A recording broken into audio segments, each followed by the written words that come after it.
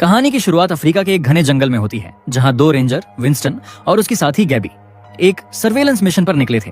वे एक छोटी नाव में नदी के रास्ते यात्रा कर रहे थे, जहां चारों तरफ घना जंगल फैला हुआ था। वही गैबी एक ड्रोन चला रही थी जो उस इलाके की तस्वीरें ले रहा था। तभी अचानक एक अजनबी लड़के ने ड्रोन को मारा, जिससे उसका सिग्नल चला गया। ये देख गैबी ड्रोन लेने के लिए जंगल में जाने की सोच रही थी, लेकिन विंस्टन ने उसे ऐसा करने से रोका। गैबी ने जिद पकड़ी और अंत में विंस्टन उसकी बात मान गया। इसके बाद गैबी अकेले जंगल में चली गई, जबकि विंस्टन नाव पर रुका रहा। उसी समय वही लड़का रेंजर का ड्रोन लेकर जा रहा था। रास्ते में उसने सिक्योरिटी कैमरे पर कीचड़ लगा दिया। जब गैबी उस जगह पर पहुंची जहां उसका ड्रोन सिग्नल खो चुका था, उसे वहां ड्रोन का एक हिस्सा मिला। इसी बीच वही लोग जंगल में जाल बिछा रहे थे और एक मशरूम से धूल फैलाते हुए दिखाई दिए, जो धीरे धीरे जंगल में चारों तरफ फैल गई। गैबी अब अकेली और खोई हुई थी। उसने विंस्टन को फोन करने की कोशिश की, लेकिन उसने कॉल नहीं उठाया। जब उसने नक्शा देखा तो उसे ऐसा महसूस हुआ कि कोई उसे देख रहा है। तभी जंगल में कई अजीब आवाजें सुनाई दी। गैबी ने सोचा कि अब वापस लौटना होगा, लेकिन उसे ये नहीं पता था कि वो अनजाने में जाल की ओर बढ़ रही है। चलते चलते उसने जमीन पर पड़े रस्सी पर ध्यान नहीं दिया और जाल में फंस गई, जिससे उसके पाँव में लकड़ी चुभ गई। गैबी उठकर रेडियो से विंस्टन को बुलाने लगी। तभी उसके पास से कुछ दौड़कर निकल गया। डर के बावजूद उसने अपने पाँव से लकड़ी का टुकड़ा निकाल लिया और धीरे धीरे आगे बढ़ती रही। थोड़ी दूर चलने पर उसने देखा कि जंगल से एक तेज लाल रोशनी निकल रही थी। इसी बीच विंस्टन अपनी दोस्त गैबी को ढूंढने के लिए नाव से चारों तरफ नजरें दौड़ा रहा था। जब उसे गैबी कहीं नहीं दिखी तो वो नाव से उतरकर जंगल में उसकी तलाश करने चला गया। जंगल में चलते हुए विंस्टन बार बार गैबी का नाम पुकारता रहा। तभी उसे चारों ओर से अजीब आवाजें सुनाई दी। डर के मारे वो संतुलन खो बैठा और दलदली पानी में गिर गया। एक पल के लिए उसने पेड़ के पीछे कुछ देखा और सोचा कि वो गैबी है, इसलिए वो तुरंत उसके पीछे दौड़ पड़ा। उसी समय गैबी जंगल में आगे बढ़ते हुए एक कैबिन तक पहुंच गई। उसने दरवाजे पर दस्तक दी, लेकिन कोई जवाब नहीं आया। इसलिए गैबी अंदर चली गई और वहां अपनी चोट का इलाज करने लगी। विंस्टन आखिर में दलदली पानी से बाहर निकलने में सफल हुआ, लेकिन तभी वही डरावनी आवाजें फिर से सुनाई देने लगी। डर के मारे वो भागने लगा। गैबी कैबिन में सो रही थी, तभी उसे बुरा सपना आया। सपने में वह उल्टी कर रही थी और यह देखकर उसे अजीब लगने लगा। अचानक उसका सपना टूट गया और वह जाग गई। तभी उसने देखा कि उसके सामने दो आदमी खड़े थे। उधर विंस्टन डर के मारे एक पेड़ के पीछे छिप गया और खुद को समझाने लगा कि ये सब असली नहीं है। तभी उसने किसी के पास आने की आवाज सुनी। जब उसने मुड़कर देखा तो उसने 4 पैरों वाला चलने वाला एक अजीब मानव जैसे प्राणी देखा। डर के मारे विंस्टन तुरंत वहां से भाग पड़ा। कैबिन में गैबी ये जानने के लिए उत्सुक थी कि वे लोग कौन हैं। उसने उनसे उनके नाम पूछे। आदमी ने खुद को बेरेंड और अपने बेटे को स्टेफन बताया। फिर बेरेंड ने गैबी से पूछा कि इस जंगल में कितने रेंजर आए थे। गैबी ने बताया कि यहाँ सिर्फ 2 लोग आए थे। बाद में डिनर के समय बाप और बेटे एक अजीब प्रार्थना करने लगे। ये देख गैबी थोड़ी हैरान और सोच में पड़ गई। इस बीच विंस्टन अभी भी उस अजीब प्राणी से भाग रहा था। भागते भागते वो एक पेड़ की टहनी में फंस गया और गिर पड़ा। तभी प्राणी उसके सामने आ गया और तेजी से उसके पास बढ़ने लगा।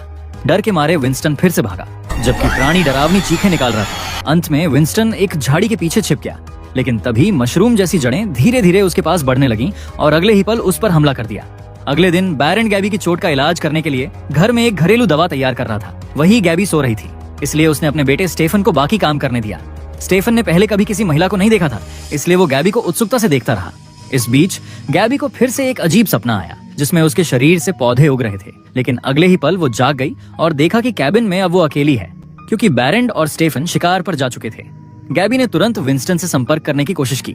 इस बार विंस्टन ने कॉल उठाया, लेकिन वो अजीब और भ्रमित बातें करने लगा, जिससे गैबी की चिंता और बढ़ गई। फिर गैबी ने आग जलाई ताकि आग के धुएं से विंस्टन को पता चले कि वो वहीं मौजूद है। दूसरी ओर बेरेंड और उसका बेटा शिकार पर गए थे और उन्होंने एक जंगली सुअर को मार डाला। उसके बाद बेरेंड ने सुअर का कुछ खून अपने बेटे पर लगाया और प्रकृति मां से क्षमा मांगी। तभी उन्होंने कैबिन से उठता हुआ धुआं देखा। ये देखकर वे तुरंत कैबिन की ओर लौट आए। बेरेंड गुस्से में कैबिन में आया और गैबी को डांटते हुए कहा कि दिन में आग नहीं जलानी चाहिए। रात में बेरेंड गैबी की चोट का इलाज कर रहा था, जबकि गैबी लगातार विंस्टन से संपर्क करने की कोशिश करती रही, लेकिन कोई जवाब नहीं मिला। फिर गैबी ने बेरेंड से बात करनी शुरू की और पूछा कि उसकी पत्नी कहाँ है। बेरेंड ने बताया कि उसे 13 साल पहले हड्डियों के कैंसर के कारण अपनी पत्नी खोनी पड़ी। गैबी ने उसकी पीड़ा को महसूस किया और दुख व्यक्त किया, लेकिन बेरेंड ने कहा यही जिंदगी है। उसने बताया कि वो पहले एक वैज्ञानिक और फाइटोलॉजिस्ट था, लेकिन पत्नी के जाने के बाद उसकी पूरी जिंदगी बदल गई। फिर स्टेफन ने गैबी को एक हार दिया और बेरेंड ने कहा कि ये उनकी तरफ से एक तोहफा है, ताकि वो उन्हें भविष्य में याद रखे। दूसरी ओर हम देखते हैं कि विंस्टन का मृत शरीर अब मशरूम और पौधों से ढक चुका था, बिल्कुल उसी तरह जैसे गैबी ने अपने सपने में देखा था। इसी बीच कैबिन में गैबी को वही अजीब सपना फिर से आया। इस बार पौधा उसके मुंह में प्रवेश करने लगा। तब बेरेंड ने उसे जगाया और उसका मुंह दबा दिया, क्योंकि असल में प्राणी अब कैबिन के चारों ओर घूम रहा था। स्टेफन ने अपने धनुष और तीर निकाल लिए, जबकि प्राणी अंदर आने की कोशिश कर रहा था। फिर बेरेंड ने गैबी को चेतावनी दी कि अगर प्राणी अंदर आ गए तो उसे पूरी तरह स्थिर खड़ा रहना होगा, क्योंकि ये प्राणी अंधे हैं। लेकिन किसी भी आवाज से वे तुरंत उनकी ओर आकर्षित हो सकते हैं। फिर गैबी ने अपने शरीर पर एक विशेष लिक्विड लगाया, जबकि बैरेंट और स्टेफन प्राणी का सामना करने के लिए तैयार हो गए। तभी एक प्राणी साइड से गैबी पर हमला करने आया। बैरेंट ने तेजी से बीच में आकर उसे बचा लिया। कुछ ही समय में एक ह्यूमनॉइड प्राणी कैबिन में घुसने में कामयाब हो गया, लेकिन स्टेफन ने उस पर तीर चलाया, जिससे प्राणी पीछे हट गया। तभी दूसरा प्राणी अंदर आया और बैरेंट को उठाकर फेंक दिया। इस दौरान गैबी से गलती से शोर हो गया, जिससे प्राणी उसकी ओर आकर्षित हुआ। ये देखकर स्टेफन ने तुरंत पीछे से उस पर कई बार हमला किया। फिर बाप और बेटे ने मिलकर प्राणी से लड़ाई की और उसे बाहर निकालने में सफल हुए। अंत में बैरेंट ने जल्दी से दरवाजा बंद कर दिया, लेकिन तभी स्टेफन ने देखा कि गैबी के चेहरे पर खून था। उसने तुरंत उसके कपड़े उतारे और गैबी को साफ करने लगा। इसी बीच बैरेंट ने महसूस किया कि वो खुद भी घायल हो गया था। बाद में बैरेंट ने गैबी को समझाया कि ये प्राणी ह्यूमनॉइड फंगस हैं, जो इंसानों को पसंद करते हैं और उनके शरीर के हर हिस्से को खा जाते हैं। गैबी ये सुनकर हैरान रह गई। बैरेंट ने आगे कहा कि ये पृथ्वी पर सबसे पुराना जीव है। तब गैबी ने पूछा, क्या ये वही भगवान है जिनका तुमने पहले जिक्र किया था? बैरेंट ने सीधे जवाब नहीं दिया, बस इतना बोला, इंसान कई चीजों पर विश्वास करते हैं और ये सिर्फ उनमें से एक है।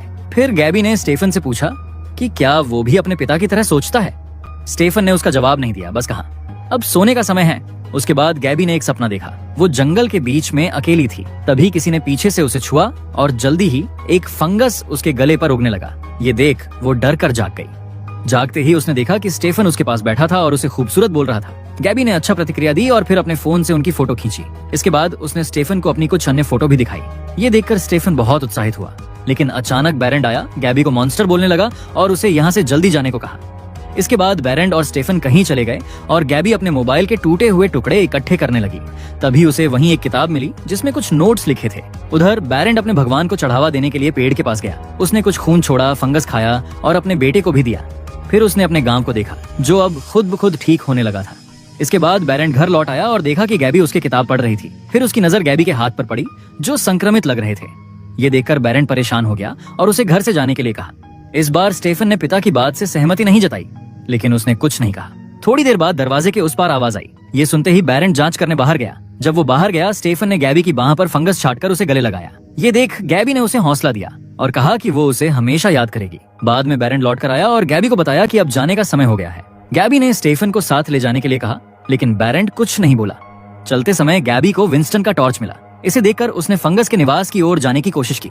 बैरेंट ने चेतावनी दी कि यह खतरनाक हो सकता है, लेकिन गैबी ने उसकी बात नहीं मानी। आखिर में बैरेंट ने उसके पीछे जाने का फैसला किया। थोड़ी आगे बढ़ने पर गैबी एक सुरक्षा कैमरे तक पहुंची और उसका मेमोरी कार्ड निकाल लिया। फिर उसने विंस्टन का शरीर देखा, जो कई फंगस से ढका हुआ था। अपने दोस्त को छुआ तो उसे पता चला कि विंस्टन अभी भी जीवित है। फिर विंस्टन ने मरने की विनती की, लेकिन गैबी ने मना कर दिया और कहा कि वो उसे अस्पताल ले जा सकती है। फिर गैबी ने बैरेंट से पूछा कि क्या विंस्टन की मदद करने का कोई तरीका है। बैरेंट ने केवल उसे एक तीर दिया। ये देख विंस्टन ने जल्दी ही अपनी मौत चुन ली। गैबी की जोर जोर से रोने की आवाज सुनकर कई ह्यूमनॉइड फंगस वहां आ गए। इसे देखकर बैरेंट ने गैबी से कहा कि वो तुरंत वहां से निकल जाए। दोनों तेजी से केबिन लौटे। स्टेफन गैबी को देखकर खुश हुआ। इसके बाद बैरेंट ने केबिन के सभी दरवाजे बंद कर दिए। रात में गैबी ने एक और सपना देखा। जागते ही उसने पाया कि फंगस तेजी से फैल रहे हैं। उसने बैरेंट से कहा कि उसे पता है उसके पास इस फंगस को रोकने की दवा है, लेकिन बैरेंट ने उसकी बात नहीं सुनी और वहां से चला गया। गैबी ने स्टेफन से पूछा कि उसका पिता कहाँ गया। स्टेफन ने कहा कि वो प्रार्थना करने गया है। बैरेंट की अनुपस्थिति का फायदा उठाकर गैबी ने स्टेफन से उसकी माँ के बारे में पूछा। स्टेफन ने कहा कि उसकी माँ अब जंगल में रहती है। इसके बाद गैबी ने स्टेफन को अपने साथ चलने के लिए मनाया। उसने उसे बताया कि वो रेंजर बन सकता है और यहाँ तक कहा कि उसके लिए कई महिलाएं भी हैं। कुछ समय बाद बैरेंट घर लौट आया। अगले दिन बैरेंट ने अपने बेटे के साथ रूटीन का रीति रिवाज पूरा किया और एक और मशरूम दिया। दूसरी ओर अब गैबी का संक्रमण तेजी से फैलने लगा था। जब स्टेफन और बैरेंट घर लौट रहे थे, बैरेंट ने देखा कि स्टेफन जल्दी घर लौटने के लिए उत्साहित था। घर पहुंचते ही स्टेफन ने गैबी को किस किया, लेकिन ये सिर्फ मशरूम देने का संकेत था। इसे देखकर बैरेंट ने कुछ नहीं कहा और गैबी से पूछा कि क्या वो अब जाने के लिए तैयार है। गैबी ने महसूस किया कि दवा असर कर रही है और बोली कि वो यहाँ कुछ और दिन रुकना चाहती है। ये सुनकर बैरेंट चुपचाप वहां से चला गया। स्टेफन खुश हुआ और उसने गैबी को तीर चलाना सिखाना शुरू किया। फिर उसने गैबी को उस पवित्र पेड़ तक ले जाने का निर्णय लिया, वही पेड़ जो गैबी के सपने में आया था। थोड़ी देर बाद घर पर स्टेफन और गैबी बातचीत के दौरान बैरेंट का ध्यान भटकाने में सफल हुए, जबकि गैबी अपने फोन के टूटे हिस्से जोड़ रही थी। गैबी ने मिली हुई मेमोरी कार्ड से उन फंगस की तस्वीरें भी देखी। बातचीत के दौरान बैरेंट उत्तेजित हो गया। फिर गैबी ने कहा कि वो उस धर्म के बारे में जानना चाहती है जिस पर बैरेंट गर्व करता है। ये सुनकर बैरेंट सोच में पड़ गया, लेकिन अंत में उसने उसे दिखाने का फैसला किया। इसके बाद स्टेफन ने गैबी के चेहरे पर लाल रंग लगाया और बैरेंट ने जादुई पाउडर उसके ऊपर फूंका। इस क्रिया के बाद गैबी अचानक एक अलग और असामान्य दुनिया में पहुंच गई, जहां उसने कई अजीब और रहस्यमयी चीजें एक साथ देखी। गैबी पूरी तरह नग्न होकर एक दलदली जगह में जागी। जल्दी ही उसने पानी से एक आदमी को उभरते देखा और वो आदमी स्टेफन था, जो नंगा था। फिर दोनों के बीच घपाघप हुआ। वही गैबी ये सब चीज का आनंद ले रही थी, लेकिन फिर से पवित्र पेड़ के यहाँ जाग गई और वहाँ उसे कई भयानक दृश्य दिखाई दिए। लेकिन कुछ ही क्षणों बाद वो असली दुनिया में लौट आई। वापस आते ही गैबी ने बैरेंट से पूछा कि वो कहाँ थी। बैरेंट ने बताया कि वो सपनों के मंदिर में थी और वहाँ 4 घंटे बीत गए थे। गैबी ने कहा कि उसे ऐसा लगा जैसे महीनों बीत गए हों। बैरेंट ने पूछा कि उसने उसे क्या बताया, लेकिन गैबी कुछ समझ ही नहीं पाई। उसने स्टेफन की तरफ देखा और अचानक उसे समझ आया कि यह सब भी एक सपना था। फिर बैरेंट ने वही सवाल दोहराया जो सपने में पूछा गया था, वो चीज क्या चाहती है। तभी हमें पता चला कि मॉन्स्टर बैरेंट के बेटे की जान लेना चाहता है, लेकिन बैरेंट में इतना साहस नहीं था कि वो अपने ही बेटे को मार सके। अगले सीन में हम देखते हैं कि गैबी और स्टेफन अब पहले से भी ज्यादा करीब हो गए थे, जबकि बैरेंट सोच में पड़ गया कि अब उसे क्या करना चाहिए। रात में जब बैरेंट प्रार्थना करने बाहर गया, गैबी और स्टेफन ने मौका पाकर भागने की कोशिश की, लेकिन रास्ते में उन्हें बैरेंट मिल गया। उन्हें देखकर उसे समझ नहीं आया कि उसका बेटा क्यों भागना चाहता है, क्योंकि उसने हमेशा उसकी सुरक्षा की थी। वही गैबी ने उसे रोकने के लिए चाकू निकाल लिया और बैरेंट से कहा कि उसने उसका किताब चुरा लिया है और वो उसे दुनिया के सामने उजागर करेगी। जैसे ही वे भागने वाले थे, बैरेंट ने अपने बेटे से कहा कि बाहर की दुनिया में उसके लिए कुछ नहीं है। उसने चेतावनी दी कि अगर स्टेफन अब उसे छोड़ देता है तो उसकी माँ की कुर्बानी बेकार हो जाएगी। ये सुनकर स्टेफन ने भागने से मना कर दिया और अपने पिता के पास लौट आया। ये देखकर गैबी ने अकेले ही जाने का फैसला किया, लेकिन रास्ते में उसे कुछ अजीब सा महसूस हुआ, इसलिए वह वापस लौटने लगी। उधर स्टेफन ने पूछा कि वे कहाँ जा रहे हैं। बैरेंट ने कहा कि वे अपने भगवान के लिए बलिदान करने जा रहे हैं। रास्ते में गैबी ने एक ह्यूमनॉइड फंगस देखा, जिसे देखकर वो एक पेड़ के पीछे छिप गई। जब वे दोनों उस पेड़ तक पहुंचे, तब बैरेंट ने अपने बेटे से कहा कि वही भगवान के लिए बलिदान किया जाएगा और अब बलिदान की तैयारी शुरू की जाएगी। फिर बैरेंट ने अपने बेटे को पीटना शुरू कर दिया। दूसरी ओर गैबी फंगस पर तीर चलाकर उसकी मदद करने दौड़ रही थी। स्टेफन अब अपने पिता की योजना को समझ चुका था और अपनी किस्मत से लड़ने लगा, लेकिन उसी समय पेड़ ने उसे पकड़ लिया। आखिर में गैबी उसकी मदद करने आई और बैरेंट पर तीर चला बैठी, लेकिन तीर का ज्यादा असर नहीं हुआ और उल्टा बैरेंट ने गैबी पर हमला कर दिया। तभी स्टेफन ने जल्दी से आगे बढ़कर अपने पिता को पीछे से पकड़ लिया। इससे गैबी को थोड़ी राहत मिली, लेकिन अगले ही पल फंगस उसके पास आ गया। स्टेफन फिर से उसकी मदद करने के लिए आया और फंगस से लड़कर उसे मार डाला। बैरेंट ने मौका देखकर गैबी पर हमला करने की कोशिश की, लेकिन स्टेफन समय रहते उसे पीछे से छुरा मारकर रोक देता है। फिर दोनों ने मौका पाकर वहां से भागकर कैबिन लौट आए। गैबी शावर लेने लगी, तभी उसे एक और विजन आया जिसमें वो फिर फंगस के पकड़ में थी। दूसरी ओर बैरेंट खुद को फंगस बनने से बचाने की कोशिश करता रहा, लेकिन असफल रहा और अंत में वह भी संक्रमित हो गया। गैबी भी धीरे धीरे संक्रमित हो रही थी। उसने स्टेफन से कहा कि अब समय आ गया है कि वो बाहर जाकर दुनिया को देखे। कुछ दिनों बाद स्टेफन ने गैबी की सलाह मानकर उस श्रापित जंगल से बाहर निकलने का फैसला किया। वह बड़े शहर में नई जिंदगी जीने लगा। सब कुछ उसके लिए नया था, लेकिन वो सुरक्षित महसूस कर रहा था। हालांकि उसे ये पता नहीं था कि वो जो भी चीज छूता, वो चीज धीरे धीरे संक्रमित हो रही थी। इसी के साथ ये मूवी यही खत्म होती है। अगर आपको एक्सप्लेनेशन अच्छा लगा हो तो वीडियो को लाइक और कमेंट जरूर करें। ऐसी ही और मजेदार और अनोखी कहानियों के लिए चैनल को सब्सक्राइब करना ना